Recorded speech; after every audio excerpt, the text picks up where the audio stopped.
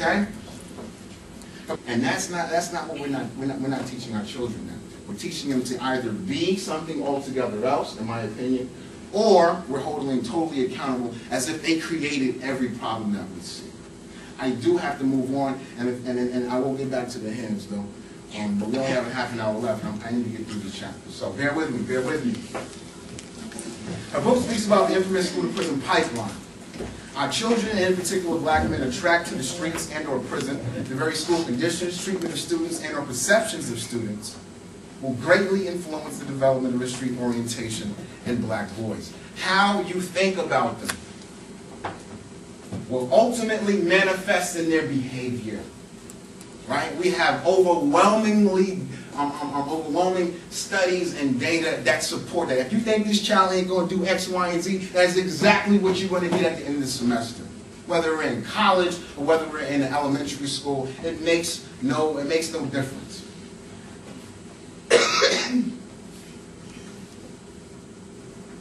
It's important to note that Ferguson argues that there is unyielding institutional power that creates, she says, shapes and regulates social identities. That is how she's speaking to this point. She's saying the very school itself and its treatment and expectations of the students, quote unquote, will create, shape, and regulate social identities in those students.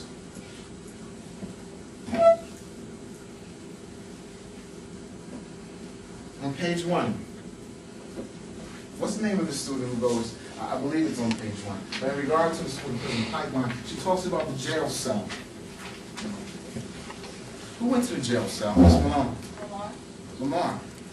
This is how they're describing the disciplinary space inside the school, quote unquote. It is referred to loosely by all folk across the board, and in particular the students of the school, as a jail cell. And that's where his behavior is being regulated. That's where he's being taught and enlightened on how to understand the educational experience. He's being placed in a space referred to as the jail cell. Ferguson was genuinely surprised that judgment could be passed so matter-of-factly.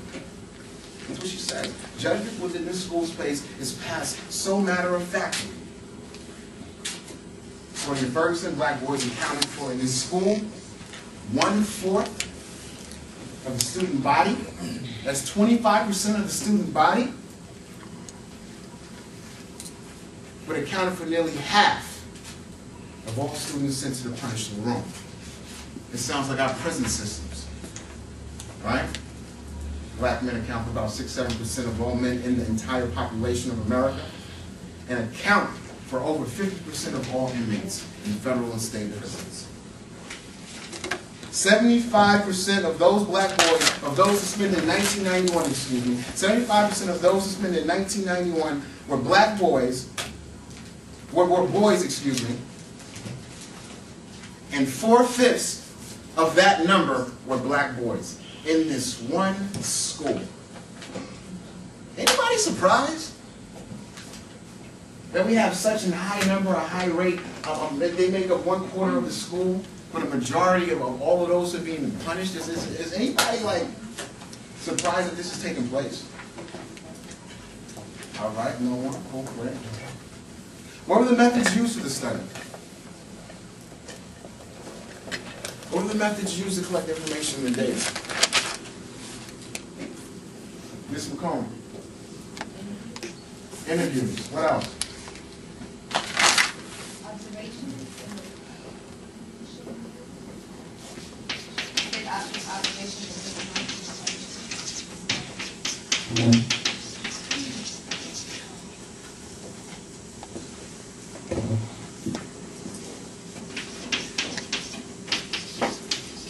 Now it's important for us to recognize how information is being created or gathered.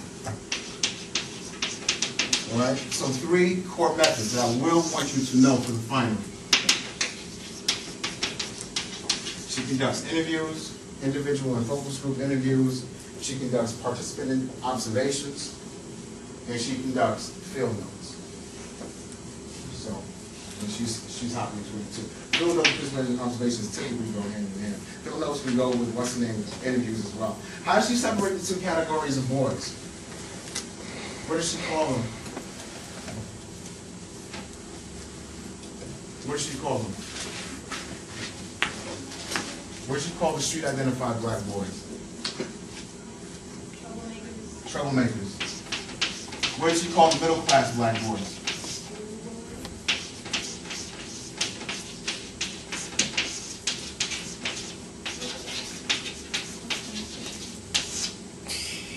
Okay?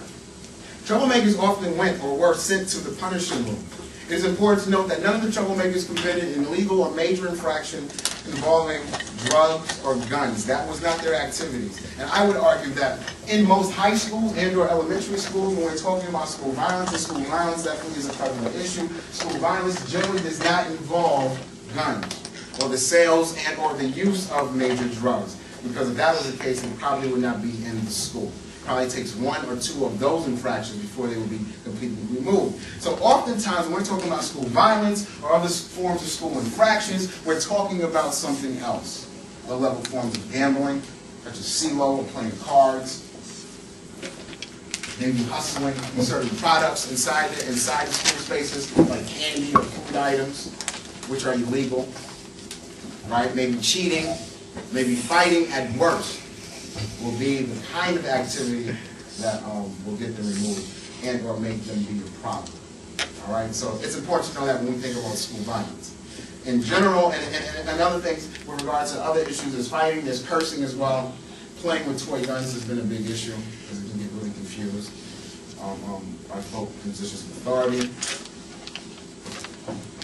And when they engage in these, what I would consider, not necessarily minor, but not necessarily violent activities, according to Ferguson, at least within her school, they were identified as, quote unquote, at risk,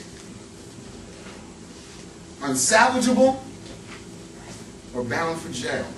This is what teachers were saying. These are what school disciplinarians were saying. One of my studies, man, I had a teacher that said that the child wasn't going to be, quote unquote, shit. Just like that. So that's what they tell the children.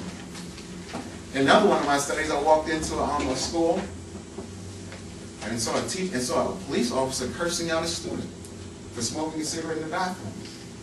Not that smoking a cigarette in the bathroom is a good thing, but I don't think the appropriate way to correct that behavior was cursing him out. Mind you, when I brought it up to the teachers, oh, you know that comment that she made, that it was just matter-of-fact response by teachers? Oh, that's exactly right. Hey, it wasn't even a big deal that police officers are cursing out the teachers. It was seen as instructional even, and necessary. So I made sure to write about them. Yeah? I was just going to make a statement. I live in, I went to school in kind of an upper class town, and my parents were teachers, and they said in the teacher room one day, a new teacher was like, I have 2 classes in history, how do I know which one is AP and which one is regular? And the other white teacher said, from whichever class has no black students is the AP class. And you hear this language all the time in school, all the time. And it's accepted. Now, I would argue again, I don't want to necessarily make this a racial thing, at least. It's not just white people doing this, and it's not conservative people. These are white liberals, these are black liberals, who are making those kinds of comments and treating our children like this. This is the quiet. These are the people who are the friends, the ones who say they understand and they know. Oftentimes these are the people who are from the hood, from the community, and all of that. And this is how they're socializing the children inside those spaces. And then when they become, eventually what they become, we sit back and we obviously try. I definitely will argue this every day too. Each and every last one of us has blood in our hands. Each and every last one of us, I'm talking to everybody in this room, including me, is responsible for what we're seeing in places like Harlem or Arcadia or Wilmington or wherever else. And it's not until you hold yourself accountable like that where any of this stuff changes. As long as you continue to sit on one side and they're on the other side, we will continue to produce the results that we see.